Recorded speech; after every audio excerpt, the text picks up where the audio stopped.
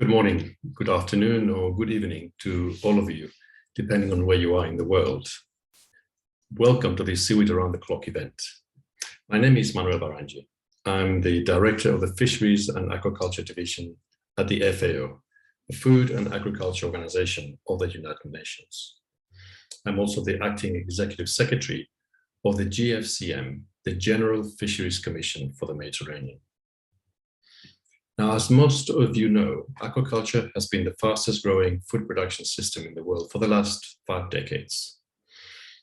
Algae, including seaweeds, contribute nearly 30% of the world aquaculture production in live weight equivalent, primarily from seaweeds alone. In 2020, this amounted to 35 million tons, almost all of it from seaweed cultivation. Despite the clear impacts of the COVID-19 pandemic on the ocean economy, aquatic algae production grew by 1.2% in 2020 compared to the previous year. Seaweeds and microalgae generate socioeconomic benefits to tens of thousands of households, primarily in coastal communities. Let me give you an example of these benefits, which can be seen in the cultivation of seaweed from Zanzibar, an activity that started in the late 1980s. The product is exported to China, to Korea, Vietnam, as well as the US and Europe. It is used as a base for cosmetics, for lotions, toothpastes, medicines, and also food. In the Zanzibari society, this activity has empowered numerous women who constitute 90% of its workforce.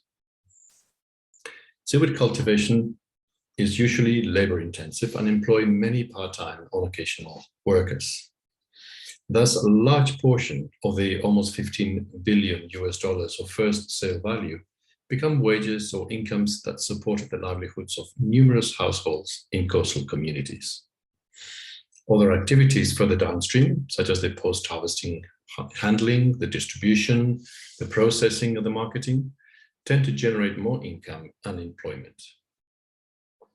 Now, we will not solve the problems of hunger and malnutrition in the world eating algae, but seaweed cultivation can be an integral part of the Blue Transformation agenda promoted by F.A.O, an agenda that aims at maximizing the sustainable use of aquatic foods for food security, nutrition, jobs, and livelihood support. The first objective of the Blue Transformation agenda is to ensure the sustainable expansion and intensification of aquaculture to satisfy global demand and to distribute its benefits equitably. Its third and last objective is to upgrade and develop aquatic value chains to maximize income for producers and promote the use of these products. Now, let me move briefly to the Mediterranean. I must note that in this almost enclosed sea, its production is very small. It amounts to less than 280 tons in 2019, and almost all of it from Morocco, with a very small amount of production from Tunisia. Seaweed farming in the Mediterranean can be a great nature-based solution, providing livelihoods in coastal communities and biodiversity benefits. To unleash this untapped potential, we must promote its farming and processing through efficient governance, responsible investment, consumer awareness, and knowledge sharing. The GFCM, through its 2030 strategy, is actively promoting seaweed farming as a tool for restorative aquaculture, aiming at diversifying the sector's production towards lower trophic levels while ensuring economic growth, food security, and climate change resilience.